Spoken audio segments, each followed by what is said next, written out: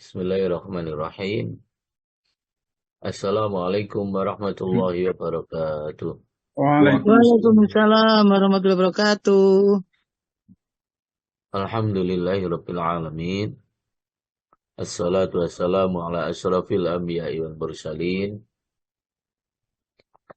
Sayyidina wa maulana Muhammadin wa ala alihi wa ashabihi wa man tabi'ahum bi ihsanin ila yaumiddin. Qala rabbi shrah li sadri wa yassir li amri wahlul 'uqdatam min lisani yafqahu qawli. Rabbi zidni ilma warzuqni fahma. Amin ya rabbal alamin.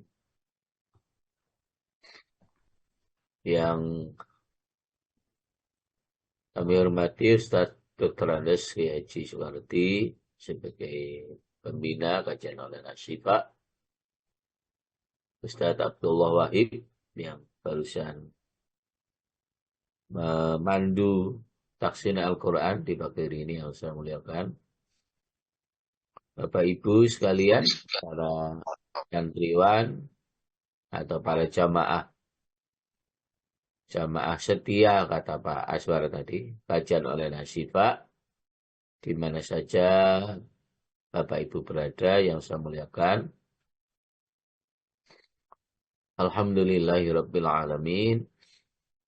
Kita awali dengan bersyukur kehadirat Allah Subhanahu wa taala atas nikmat, rahmat, taufik, hidayah, inayahnya yang telah diberikan oleh Allah Subhanahu wa taala kepada kita sekalian, sehingga dalam kesempatan pagi hari ini kita sama-sama dapat bermuwajahah lewat HP dan laptop kita masing-masing dalam satu niatan kita, yaitu untuk beribadah kepada Allah Subhanahu wa taala melalui kajian online Asyifa pada pagi hari.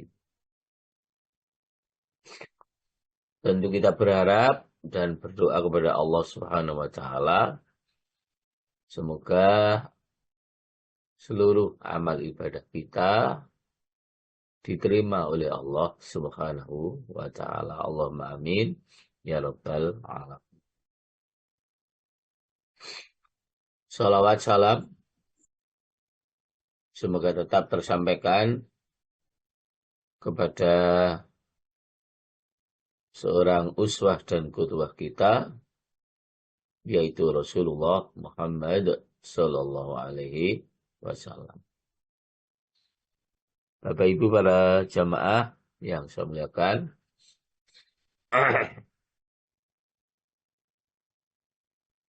mohon maaf mungkin suaranya kurang sempurna, tidak sebagaimana biasanya, karena lagi kena apa ini istilahnya, sariawan ya di lidah saya ini sariawannya, di lidah belakang itu, dan juga agak sedikit ini flu ya, jadi mohon Iya, maaf. flu Ustaz Inji. Insya Allah, tapi masih bisa kita dengar. Alhamdulillah. Kita ini. Bapak Ibu rahimakumullah, tema kita pada pagi hari ini adalah penjelasan keutamaan tawadhu atau merendahkan diri. Dalam bahasa Jawanya itu terkenal tawadhu itu andap asor. Andap itu artinya ngandap itu bawah. Ya. Asor itu ya ngisor, jadi bawah-bawah. Jadi betul-betul berupaya untuk merendahkan diri kita. Itu bahasa Jawanya andap asor. Kalau dalam bahasa Arabnya ya tawadhu itu. Lalu dalam bahasa Indonesianya ya merendahkan diri. Merendahkan diri. Bapak Ibu rahimakumullah, Di antara keutamaan andab asor atau tawadu atau merendahkan diri itu apa? Dalam hadis riwayat Imam Muslim dari sahabat Abu Hurairah radhiyallahu an, Rasulullah Shallallahu alaihi wasallam beliau bersabda, "Ma zadallahu 'abdan bi'afin illa 'izzah, wa ma tawadda'a ahadun lillahi illa rafa'ahu Allah." Kata Rasulullah para jamaah, tiada Allah menambah kepada seorang hamba dengan kemaafan kecuali Allah menambah kemuliaan. Dan tiada seorang yang merendahkan diri karena Allah kecuali Allah akan mengangkat derajatnya. Jadi para jamaah, melalui hadis ini tiada Allah menambahkan kepada seseorang hamba dengan kemaafan kecuali Allah akan menambah kemuliaan. Jadi kalau Allah memaafkan hambanya itu berarti secara otomatis Allah memuliakan hambanya itu. Dan tiada seorang yang merendahkan diri kepada Allah kecuali Allah akan mengangkat derajat. Jadi kalau kita ini mau diangkat derajat kita oleh Allah Subhanahu wa Ta'ala, justru kita harus merendahkan diri kita di hadapan Allah Subhanahu wa Ta'ala. Dengan kita merendahkan diri kita di hadapan Allah Subhanahu wa Ta'ala, itulah yang menyebabkan Allah akan mengangkat derajat kita. Gitu. Jadi yang menyebabkan Allah akan mengangkat derajat kita dengan kita merendahkan diri kita di hadapan Allah Subhanahu wa Ta'ala. Nah, jadi begitu penting bersikap tawadhu ini, Bapak Ibu. Bersikap tawadhu itu. Karena dengan kita tawadhu itu justru Allah akan mengangkat derajat kita. Ya, Allah akan mengangkat kemuliaan kita dengan kita selalu tawadhu atau merendahkan diri di hadapan Allah Subhanahu wa Ta'ala. Implikasinya seseorang yang selalu merendahkan diri di hadapan Allah Subhanahu wa Ta'ala itu juga para jamaah akan juga selalu merendahkan diri di hadapan manusia. Sehingga tidak nampak sebuah kesombongan yang ada pada diri kita. Kalaupun kita diberikan kelebihan sesuatu oleh Allah Subhanahu wa Ta'ala, maka tetap saja kita merendahkan diri. Ya. Karena hakikatnya kita ini semua tidak bisa apa-apa kecuali atas pertolongan Allah Subhanahu wa Ta'ala. Ya. Kita ini tidak punya kekuatan apa-apa kecuali atas kekuatan yang Allah Subhanahu wa Ta'ala berikan kepada kita. Kita juga tidak mengerti tentang apa-apa kecuali Allah memberikan ilmu kepada kita. Jadi para jamaah, ketika kita merendahkan diri di hadapan Allah itu, sekali lagi implikasinya berarti kita juga sekaligus selalu merendahkan diri di hadapan manusia. Artinya tidak timbul kesombongan. Karena kesombongan kemarin sudah panjang lebar kita bahas, adalah sesuatu sifat yang sangat tercela. Sesuatu sifat yang sangat tercela. Bahkan menyebabkan seseorang yang sombong dalam hidupnya itu tidak akan bisa masuk surga untuk selama-lamanya. Ingat, terusirnya iblis dari surga adalah karena dia sombong. Ana khairum min, khalaqtani min nari wa khalaqtahu min tin. Saya kan lebih baik daripada dia, ya Allah, daripada Adam. Jadi dia sombong. Ya. Engkau ciptakan saya dari api, sementara Adam hanya engkau ciptakan dari tanah. Saya tidak mau, ya Allah, sujud di hadapan Adam. Karena kesombongannya itulah para jemaah, maka Allah mengusir ya iblis laknatullah itu dari surga menuju ke dunia ini. Sehingga nanti memang yang namanya surga itu para jemaah adalah secara mutlak menjadi tempat kebaikan. Tidak ada orang yang sombong, tidak ada orang yang suka mencaci, tidak ada orang yang suka membenci, tidak ada lagi orang saling mengolok-olok, menghina, tidak. Jadi betul-betul memang tempat kebaikan secara mutlak. Ini sudah tidak ada perilaku-perilaku yang tidak baik. Ketika kita nanti di dalam surganya Allah Subhanahu wa ta'ala. Nah, Bapak Ibu rahimakumullah.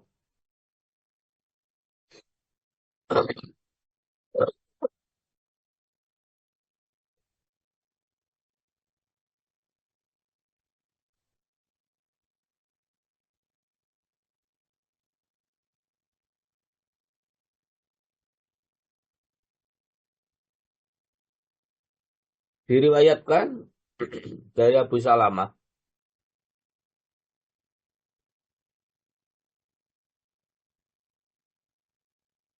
Al-Madini dari ayahnya, dari neneknya.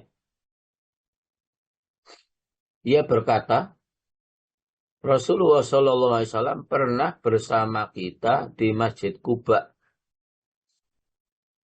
di mana beliau saat itu sedang berpuasa.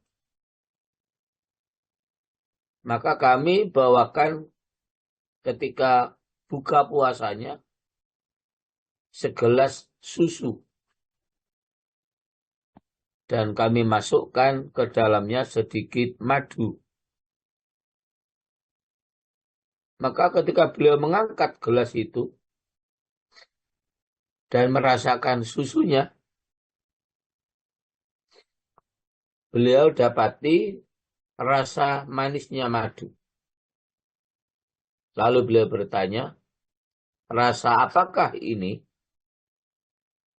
Kami, kata Abu Salamah Al-Madini, menjawab, wahai Rasulullah, kami masukkan ke dalamnya madu sedikit. Kemudian Rasulullah SAW meletakkan gelas itu seraya bersabda, amma inilah ukhrimuhu wa man tawadhu'a lillahi rafa'ahu Allahu wa man takabbara wada'ahu Allahu wa man iqtasada aghnahu Allahu wa man badara afqarahu Allah wa man aktsara dzikrallah ahabbahu Allah. Kata Rasulullah, sesungguhnya saya tidaklah mengharamkan madu. Jadi madu itu tidak diharamkan oleh Rasulullah. Ya. Jadi ketika meminum susu ada rasa madunya, maka dihentikan dulu minumnya, kemudian baru beliau bersabda, sesungguhnya saya tidaklah mengharamkan madu. Dan barang siapa merendahkan diri karena Allah, niscaya ia diangkat derajat oleh Allah. Dan barang siapa yang sederhana niscaya dikayakan oleh Allah. Dan barang siapa berbuat tabdir atau boros, niscaya dijadikan miskin oleh Allah. Dan barang siapa banyak zikir atau mengingat Allah, niscaya ia dicintai oleh Allah Subhanahu wa ta'ala. Jadi para jamaah, dengan hadis ini lebih konkret, ya, kata Rasulullah. Dan barang siapa setelah tadi bilang tidak mengharamkan madu, dan barang siapa merendahkan diri karena Allah, tawaduk tadi, niscaya ia diangkat derajatnya oleh Allah. Kemudian dan barang siapa yang sederhana, niscaya akan dikayakan oleh Allah. Kalau kita selalu hidup sederhana, justru akan dikayakan oleh Allah. Kemudian berikutnya, dan barang siapa yang tabdir, berbuat boros, niscaya dijadikan miskin oleh Allah. Kemudian yang terakhir, dan barang siapa banyak berzikir, mengingat Allah, niscaya ia dicintai oleh Allah Subhanahu wa ta'ala. Para jamaah, hadis ini menambah pemahaman kita dengan lebih konkret bahwa barang siapa yang merendahkan diri karena Allah, niscaya akan diangkat derajatnya oleh Allah Subhanahu wa ta'ala. Sampai kepada barang siapa yang banyak berzikir kepada Allah, maka dia akan dicintai oleh Allah Subhanahu wa ta'ala. Ya. Nah, jamaah rahimakumullah, pada Jumat yang telah lalu saat saya masih di kota suci Mekah sudah saya sampaikan ada 7 macam zikir menurut para hukama.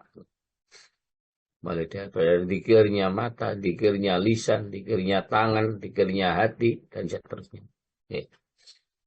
Jadi barang siapa yang lebih banyak zikirnya kepada Allah, lebih banyak mengingatnya kepada Allah, maka dia adalah orang-orang yang dicintai oleh Allah Subhanahu wa ta'ala.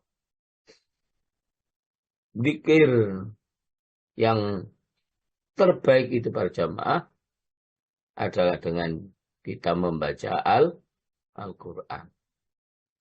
Makanya inisiatif kajian setiap pagi sebelum materi disampaikan sesuai dengan materinya masing-masing para ustadz, didahului terlebih dahulu dengan yang namanya membaca Al-Quran. Karena itu memang zikir yang paling baik. Zikir yang paling baik itu adalah membaca Al-Quran. Itu para jamaah hadis yang kedua. Hadis yang kedua. Kemudian para jamaah rahimakumullah, diriwayatkan oleh Imam At-Tabrani dan Al-Hakim dari sahabat Anas radhiyallahu an, Rasulullah sallallahu alaihi wasallam beliau bersabda, arba'un la yu'tihimullahu illa man ahabba. As-sumtu wa huwa awwalul ibadah. Wat tawakkulu 'ala Allah. Wat tawadu'u wazuhdu fid dunya. Kata Rasulullah para jamaah, 4 perkara yang tidak diberikan oleh Allah kecuali kepada orang-orang yang dicintainya. Jadi Allah hanya akan memberikan 4 perkara kepada orang-orang yang dicintainya saja. Apa 4 perkara yang hanya Allah berikan kepada hamba-hamba yang dicintainya saja? Pertama, diam. Dan diam adalah permulaan ibadah. Jadi tidak banyak bicara. Ya. Itu hanya diberikan oleh Allah memang kepada hambanya yang dicintai. Tidak banyak berbicara ketika kemudian menganggap pembicaraannya itu tidak ada pentingannya. Anggap tidak ada itu.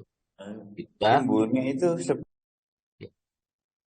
Jika itu dianggap tidak dianggap ada kepentingan. Yang kedua, tawakal atau berserah diri kepada Allah.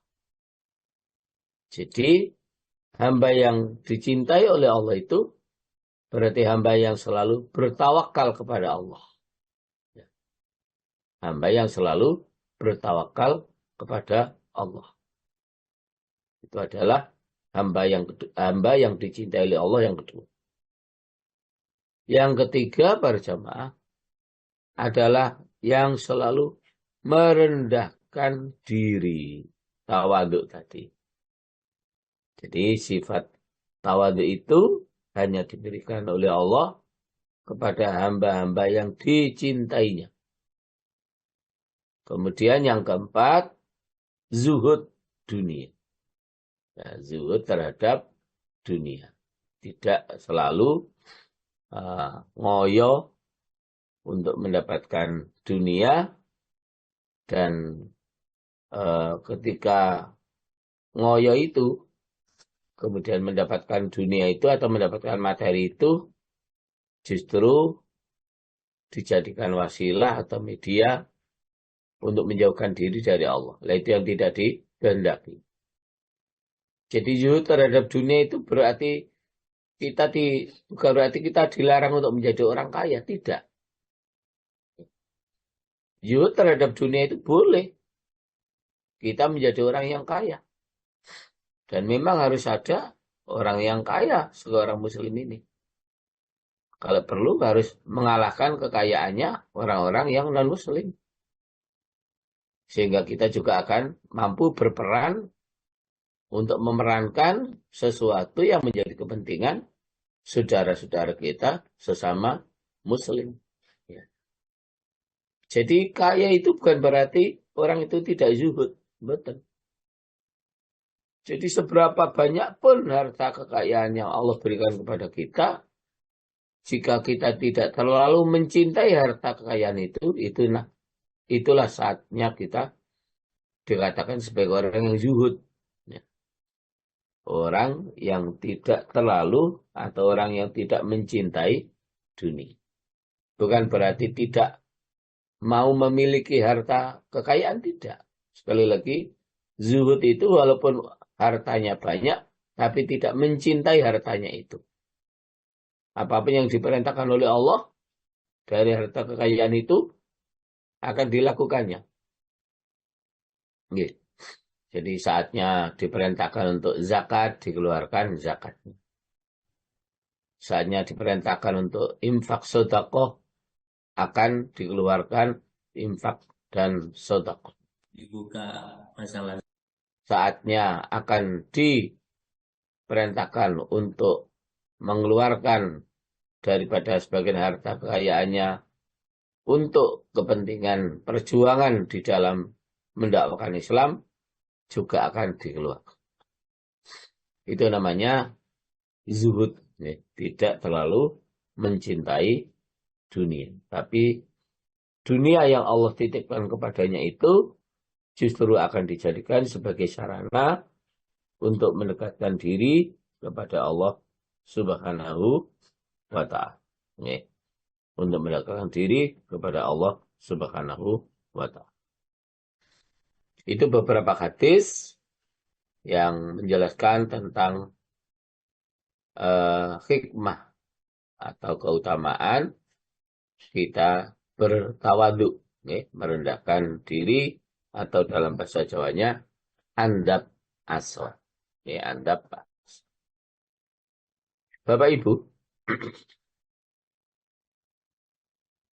dari perilaku para orang-orang sesudah Nabi sahabat Umar radhiyallahu an pernah berkata, sesungguhnya hamba itu apabila merendahkan diri karena Allah, niscaya Allah meninggikan atau mengangkat hikmah. Jadi sahabat Umar pun mengatakan, sesungguhnya hamba itu apabila merendahkan diri karena Allah, niscaya Allah meninggikan atau mengangkat hikmahnya, mengangkat derajat. Oke, jadi para sahabat pun telah menyampaikan seperti itu. Oke. Jika orang itu selalu tawaduk, merendahkan diri, maka dia juga akan diangkat derajatnya oleh Allah Subhanahu wa ta'ala. Dan apabila hamba itu berbuat sombong dan melampaui batas, niscaya ia ditolak oleh Allah di muka bumi ini. Jadi kalau kemudian kita beribadah itu dengan didasari dengan kesombongan, maka ibadah kita itu para jamaah akan dikembalikan kepada kita. Ya, karena kita saat beribadah tidak tawaduk, ya, tidak merendahkan diri di hadapan Allah Subhanahu wa ta'ala, tetapi justru kita melakukannya dengan sebuah kesombongan. Itu. Jamaah rahimahullah. Demikian juga apa yang disampaikan oleh Siti Aisyah radhiyallahu an. Sesungguhnya kamu semua menjadi lupa dari ibadah yang paling utama. Apa? Ibadah yang paling utama itu menurut Siti Aisyah radhiyallahu anha, kata beliau, ibadah yang paling utama itu adalah tawaduk, merendahkan diri. Ya. Jadi Aisyah pun mengatakan, sesungguhnya ya, kamu semua menjadi lupa dari ibadah yang paling utama, yaitu tawaduk atau merendahkan diri di hadapan Allah Subhanahu wa ta'ala. Gitu. Yusuf bin Asbat radhiyallahu an berkata, akan dibalas sedikitnya sifat warok dari banyaknya amal perbuatan, dan akan dibalas sedikitnya rasa tawaduk dari banyaknya berusaha atau ijtihad. Jadi Yusuf bin Asbat radhiyallahu anhu berkata, akan dibalas sedikitnya sifat warok dari banyaknya amal perbuatan, dan akan dibalas sedikitnya rasa tawaduk dari banyaknya berusaha atau berijtihad. Okay. Bapak Ibu rahimahullah, Fudail bin Iyad radhiyallahu an pernah berkata juga, dan ia ditanya oleh seorang tentang tawaduk. Ya. Jadi Fudail bin Iyad ini pernah ditanya oleh seseorang tentang tawaduk. Nah, tawaduk itu, kata Fudail bin Iyad, ia menjawab, tawaduk itu hendaknya kamu tunduk demi kebenaran dan hendaknya kamu mau mematuhinya. Dan jikalau kamu dengar kebenaran itu dari anak kecil, hendaknya kebenaran itu kamu terima. Dan jikalau kebenaran itu kamu dengar dari orang-orang yang paling bodoh, hendaknya kebenaran itu juga kamu terima. Jadi jamaah rahimakumullah. Tawadu itu intinya apa yang disampaikan oleh Budal bin Iyad itu, ya, menerima kebenaran. Ya, walaupun kebenaran itu datang dari anak kecil, walaupun kebenaran itu datang dari orang yang paling bodoh di antara kita, dan jika itu memang informasi yang disampaikan adalah sebuah kebenaran, lalu kita menerima, ya, kebenaran tersebut mau datang dari siapa saja, maka saat kita menerima kebenaran datang dari siapa saja, itulah namanya tawadhu. Jadi tawadhu itu selalu berada dalam garis yang benar, selalu berada dalam posisi yang benar. Ya. Jadi tidak ada tawadhu itu kemudian melenceng dari syariat Islam, itu tidak ada. Sehingga dijelaskan oleh Budal bin Iyad, sampai pun informasi itu dari anak kecil, tetapi informasi itu memang benar, dan kita menerima, saat itulah kita namanya tawadhu. Demikian informasi yang benar itu disampaikan oleh orang yang paling bodoh di antara kita, dan memang itu sebuah kebenaran, lalu kita menerimanya, saat itulah namanya kita orang yang tawadhu. Sehingga lawan katanya sombong, ya. Jadi kalau sombong itu kan menolak kebenaran. Ya. Jadi kalau sombong itu adalah menolak kebenaran. Batrul haq. Tapi tawadhu adalah menerima kebenaran. Memang lawan katanya. Ya. Gitu. Sekalipun bahkan kebenaran itu datang dari orang yang paling bodoh di antara kita, bahkan datang dari anak kecil, ya, ketika itu memang kebenaran dan kita menerimanya, maka itulah tawadhu. Itu apa yang disampaikan oleh Budal bin Iyad. Demikian dengan Ibnul Mubarak. Ibnul Mubarak ini berkata, pokok dari tawadhu adalah hendaknya kamu tempatkan dirimu di sisi orang yang berada di bawahmu pada kenikmatan dunia, sehingga kamu mengetahui bahwa tidak ada bagimu dengan hal duniamu atasnya kelebihan. Dan hendaknya kamu angkatkan dirimu dari orang-orang yang berada di atasmu dalam hal dunia, sehingga kamu mengetahui bahwa tidak ada baginya dengan dunianya atasmu atas kelebihan. Insya Allah. Ini luar biasa. Ini cuma. Jadi kata Ibnu Mubarak, pokok dari tawadhu adalah hendaknya kamu tempatkan dirimu di sisi orang yang berada di bawahmu pada kenikmatan dunia. Kita tahu ada orang yang katakanlah dari sisi keduniaan itu di bawah kita. Tetapi kalau kita mau dianggap orang yang tawadhu, justru posisi kita merasa lebih rendah daripada orang yang di bawah kita. Itulah tawadhu. Jadi merasa tidak punya apa-apa, merasa tidak bisa apa-apa, sehingga merasa di bawah orang yang di bawah kita tadi itu. Kalau sudah bisa seperti itu, jamaah, namanya saat itu betul-betul kita sudah memiliki sifat tawadhu. Jadi merendahkan diri di bawah orang yang lebih rendah dari kita. Itu memang sulit, ya. Ya.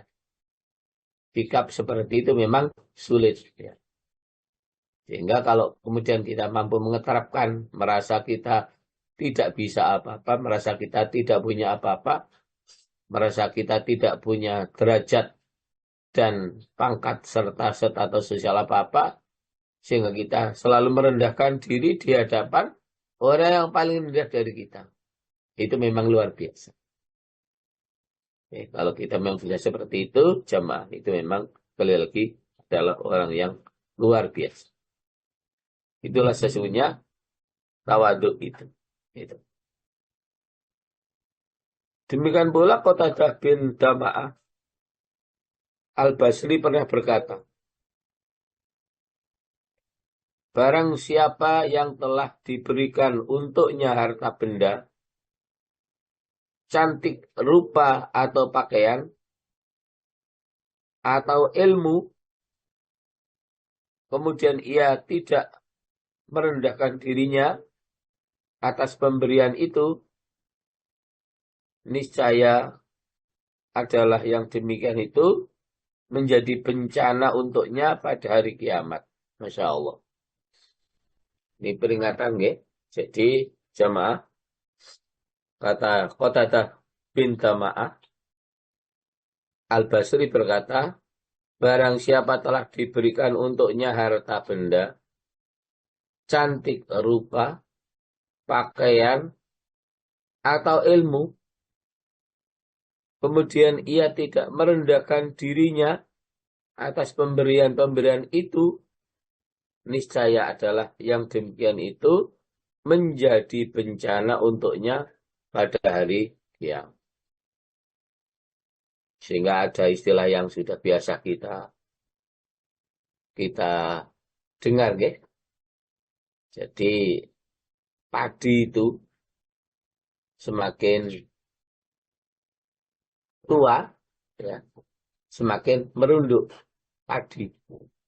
Kalau padi itu masih muda, memang tegak lurus begini. Tapi begitu mulai menguning, bahkan sudah mulai kecoklatan, itu justru semakin merunduk. Maka harusnya dalam hidup itu kita seperti itu, jemaah. Semakin banyak ilmu kita, semakin harus pandai kita untuk bertawaduk. Sebab kalau semakin banyak ilmu kita, tetapi kita tidak pandai bertawaduk, itu menjadi bencana bagi kita. Karena berarti ilmu yang kita peroleh itu justru tidak menyebabkan kita dekat dengan Allah. Naudzubillah min dzalik. Tapi menyebabkan kita justru jauh dari Allah. Itu jangan sampai terjadi. Nih. Jadi cantik rupa, harta benda, pakaian yang mewah, ilmu yang banyak, kalau tidak menyebabkan kita menjadi orang yang tawaduk, sekali lagi, itu menjadi bencana bagi kita nanti di akhir. Itu para jamaah umum. Karena seperti yang saya sampaikan tadi, cantik rupa, harta benda, bahkan kelebihan-kelebihan apapun yang ada pada diri kita ini tidak bisa lepas dari anugerah Allah Subhanahu wa ta'ala. Jadi apapun yang kita miliki saat ini, sekali lagi, itu adalah atas fadl Allah, atas pemberian Allah, atas anugerah Allah Subhanahu wa ta'ala. Sehingga kalau kelebihan demi kelebihan yang ada pada diri kita ini, kita menyadari bahwa itu adalah datang dari Allah, itu adalah pemberian Allah, seharusnya para jamaah tidak menyebabkan kita sombong, tapi kita tetap tawaduk, rendah diri di hadapan Allah, bahkan merendahkan diri di hadapan sesama manusia. Tidak ada para jamaah orang yang tidak kemudian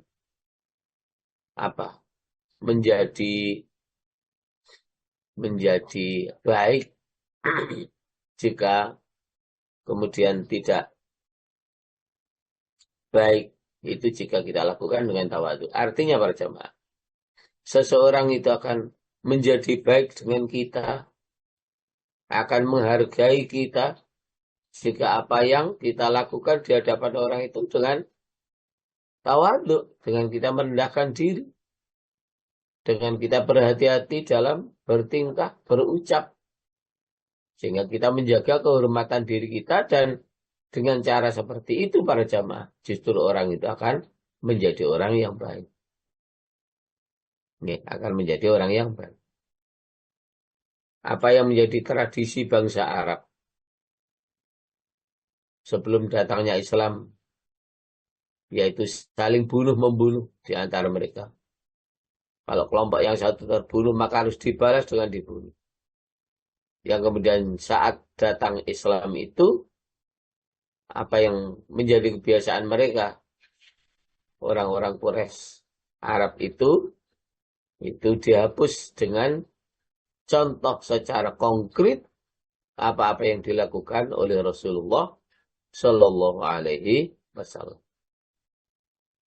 pada tahun ke-8 Hijriah terjadi yang namanya Fathu Makkah, terbukanya kembali kota Mekah di tangan umat Islam.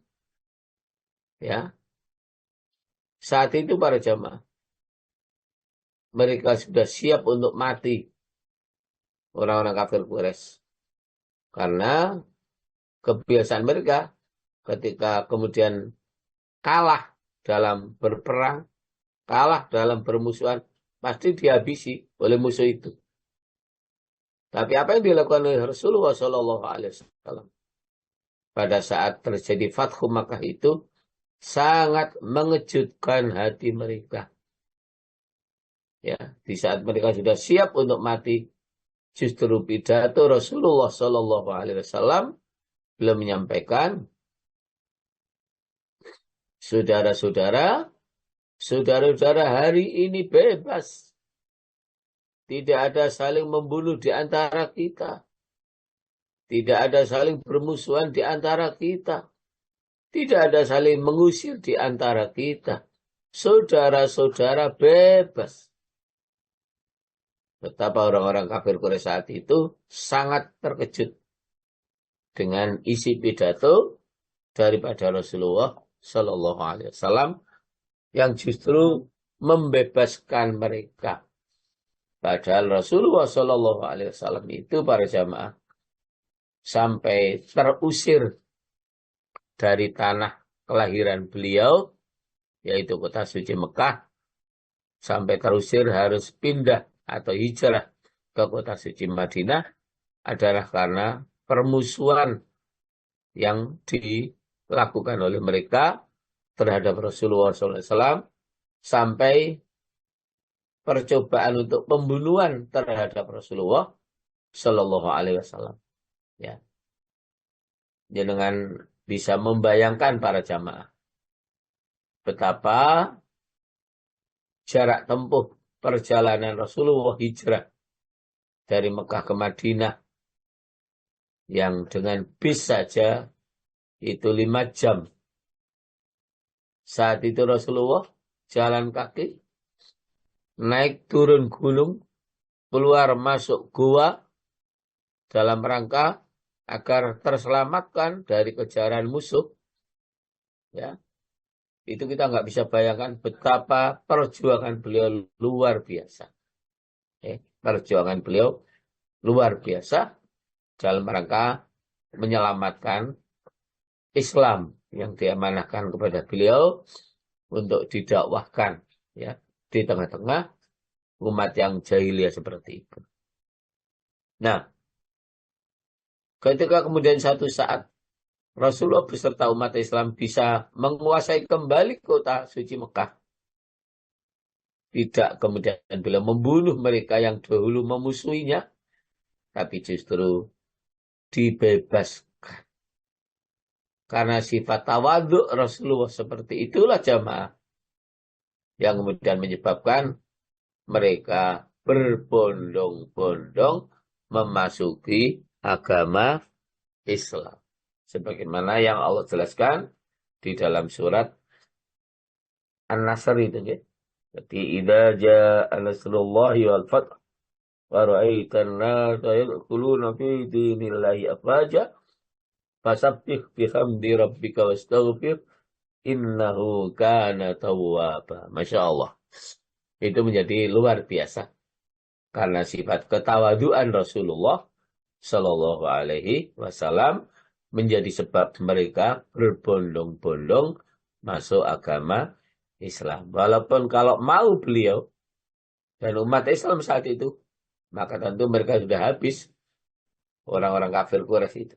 Ya, karena akan dibalas perbuatan mereka sampai menyebabkan Rasulullah terusir itu. Tapi sekali lagi jemaah, itu tidak pernah dilakukan oleh Rasulullah Shallallahu Alaihi Wasallam. Demikian para jamaah yang bisa kami sampaikan dan kami kembalikan kepada Pak Aswar. Moga Pak Aswar.